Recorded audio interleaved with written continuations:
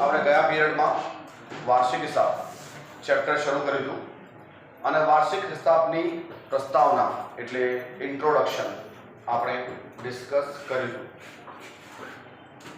જેમાં તમને ખ્યાલ છે મેં તમને કીધું હતું કે વાર્ષિક હિસાબમાં સૌથી પહેલા બે ખાતા, એક વેપાર ખાતું, એક નફા નુકસાન ખાતું અને એક પત્રક એટલે પાકું સરવૈયું તૈયાર કરવામાં આવે છે. બરાબર, આ વસ્તુ આપણે ડિસ્કસ કરી હતી. વેપાર ખાતું, નફા નુકસાન ખાતું અને પાકું સરવૈયું. જેમાં તમને મેં સમજાવ્યું હતું કે વેપાર ખાતામાં માલના ખાતા જેમ કે ખરીદી વેચાણ, ખરીદ પરત, વેચાણ પરત. ધંધામાં શરૂઆતનો સ્ટોક હોય છે, બચેલી સ્ટોક એટલે આખર સ્ટોક હોય છે. તો કોઈ પણ માલને લાગતી વિગત હોય એ વેપાર ખાતામાં દર્શાવવામાં આવે છે, વત્તા ખરીદીને લાગતા ખર્ચા અને ઉત્પાદનને લાગતા ખર્ચા. ખર્ચા પણ ઘણા પ્રકારના છે, તમે નોંધ્યા છે, તમે જોઈ શકો છો, નોંધણી કરી હોય, નોટબુક ખોલીને બેસો, જેમાં તમને ખ્યાલ છે ઉત્પાદક ખર્ચા, એના પછી ખરીદીને લાગતા ખર્ચા, ઓફિસ ખર્ચા, વેચાણ વિતરણના ખર્ચા, નાણાકીય ખર્ચા. ઘણા બધા પ્રકારના ખર્ચા હોય છે અને ધંધામાં નુકસાન થતા હોય છે. તો વેપાર ખાતામાં ઉત્પાદન અને ખરીદીના ખર્ચા નોંધવામાં આવે છે. એવી રીતે નફા નુકસાન ખાતામાં બાકીના ખર્ચા અને આવકો નોંધવામાં આવે છે. જ્યારે કે પાકા સરવૈયામાં મિલકતો, દેવા અને મૂડી, આ ત્રણ વસ્તુઓ નોંધવામાં આવે છે. તો પહેલો લેક્ચર આપણે આ ડિસ્કસ કર્યો તો આજે હું તમને વેપાર ખાતાનું ફોર્મેટ શું છે એ ફોર્મેટ તમને સમજાવીશ. વેપાર ખાતું, નફા નુકસાન ખાતું અને પાકું સરવૈયું, આ બે ખાતા અને એક પત્રકમાં કઈ વસ્તુઓ નોંધવામાં આવે છે એ આપણને ચેપ્ટર શરૂ કરતા પહેલા મોઢે હોવી જ જોઈએ. 100% તો કોઈ મોઢે નથી કરી શકતો, પણ હા 70-80% મોઢે થઈ જાય છે. અને એના નોલેજ ઉપર એ જે 60-70%-80% મોઢે કરી નાખશો અને પછી તમે દાખલો કરશો તો તમે 100% ઉપર પહોંચી જશો. તો શરૂઆતમાં મોઢે તો કરવાનું છે, મોઢે કર્યા વગર ચેપ્ટર કરવાની કોઈ મજા નથી. અને તમને સમજાયું છે 12મા ધોરણ માટે સૌથી અગત્યનું અને મોસ્ટ ઇમ્પોર્ટન્ટ ચેપ્ટર છે. તો હવે વેપાર ખાતામાં કઈ વસ્તુઓ નોંધવામાં આવે છે. કોઈ પણ ખાતું તમે ડ્રો કરો બેટા, તો દરેક ખાતાની ઉપર એની હેડિંગ જરૂર હોવી જોઈએ, કારણ કે એના પણ માર્ક્સ મળે છે અને માર્ક્સ કપાય છે ન લખો તો. તો વેપાર ખાતાનું ફોર્મેટ છે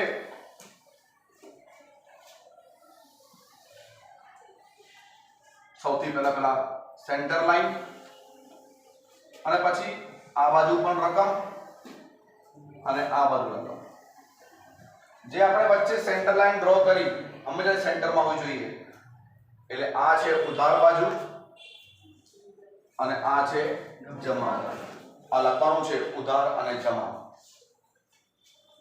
અને હેડિંગ આવશે તારીખ 31/3, પછી જે પણ વર્ષ તમને દાખલામાં આપેલું હોય 31/3 જ હશે, કારણ કે આપણું વર્ષ 31/3 પતે છે. બરાબર, આપણા દાખલા જે હોય છે, એકાઉન્ટ જે હોય છે, નાણાકીય વર્ષ માટે હોય છે.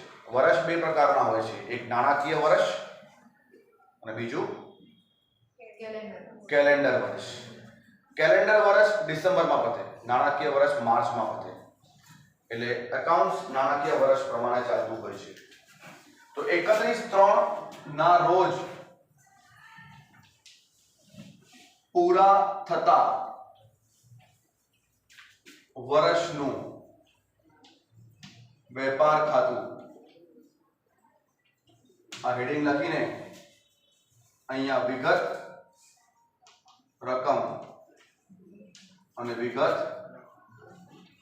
રકમ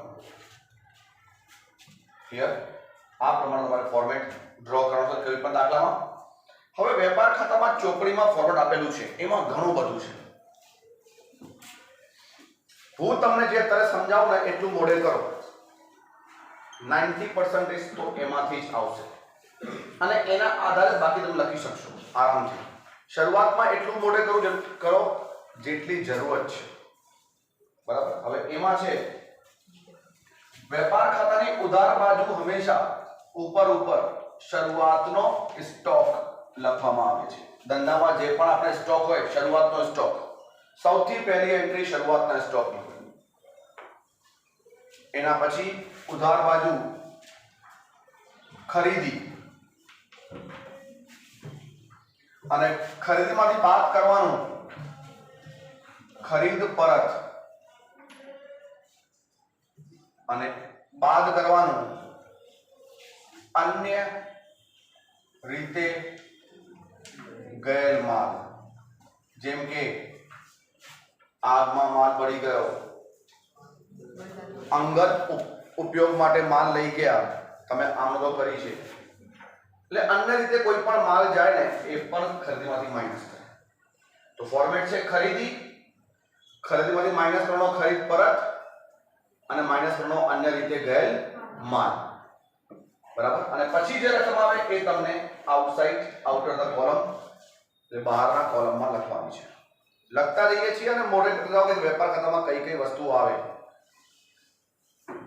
એના પછી ઉધાર બાજુ ખર્ચાઓ છે. બે પ્રકારના ખર્ચા, ઉત્પાદનને લાગતા ખર્ચા અને ખરીદીને લાગતા ખર્ચા. હવે કયા ખર્ચા છે જે તમને મોડે કરવાના છે? જેમાં મોડે કરો મજૂરી, રેલવેનું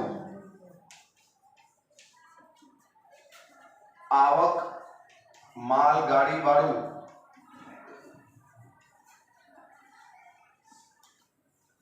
ઓક્ટ્રોય,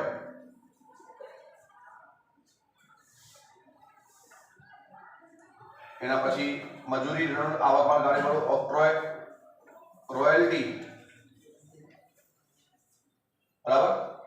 એના પછી અમુક ખર્ચા એવા છે જે ફક્ત ફરી કહું છું જ્યારે આપણે માલ ખરીદીએ ત્યારે લખીએ છીએ. એમાં ખાસ કરીને પરીક્ષામાં મજૂરી, રેલવેનું, આવક, માલ ગાડી ભાડું, ઓક્ટ્રોય, રોયલ્ટી, કસ્ટમ ડ્યુટી. એના પછી કારખાનાને લાગતા ખર્ચા, ફેક્ટરીમાં લાગતા ખર્ચા.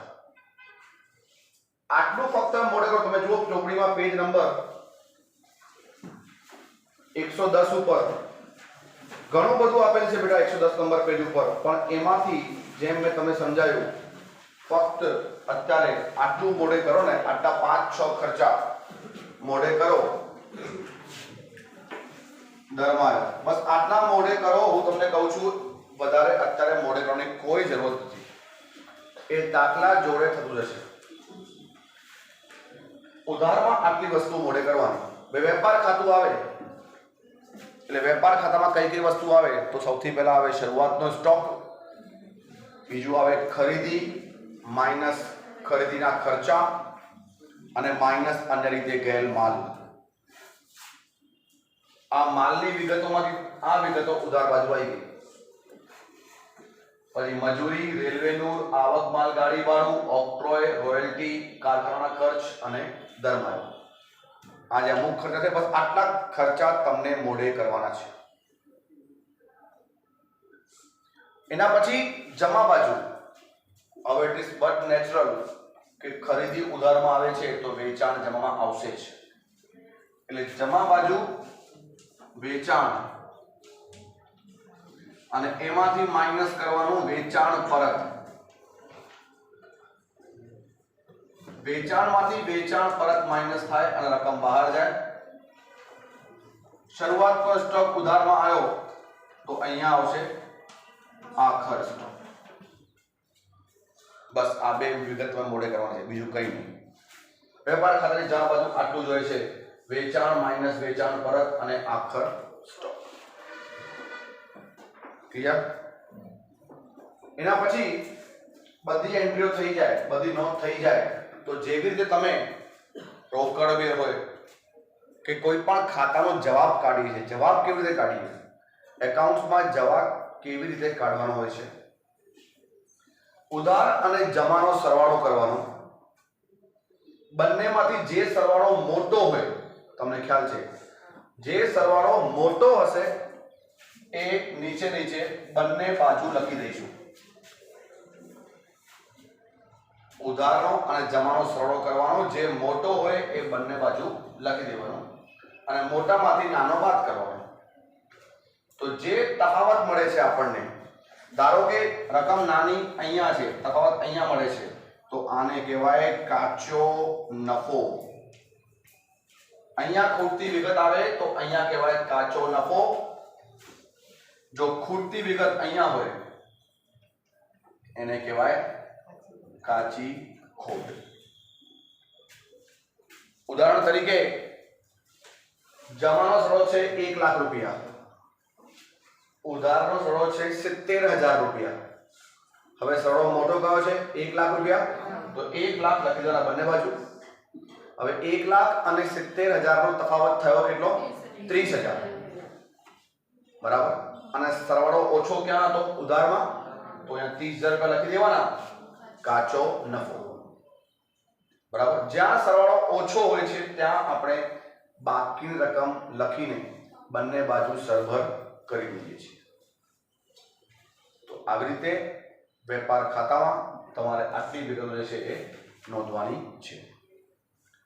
બરાબર બેટા, બધાને ખ્યાલ આવી ગયું? તો ફરીથી એકવાર તમે બધા સમજી લો. હેડિંગ, હેડલાઇન, ઉધાર, જમા લખીને અને પછી બધી રકમોની નોંધણી કરવાની છે. આ પ્રોપર મોઢે કરવાનું છે. મોઢે કર્યા પછી તમે દાખલો શરૂ કરો અને તમને કોઈ પૂછે ખરીદી ક્યાં આવશે, તમને ખ્યાલ જ ના હોય તો દાખલો કરવાની કોઈ મજા નહીં આવશે અને કંઈ પણ માઇન્ડમાં આવશે નહીં. બરાબર. એટલે બધા જશે પહેલા આ નોંધી દો, તો પછી આપણે નફા નુકસાન ખાતું પણ ડિસ્કસ કરીશું.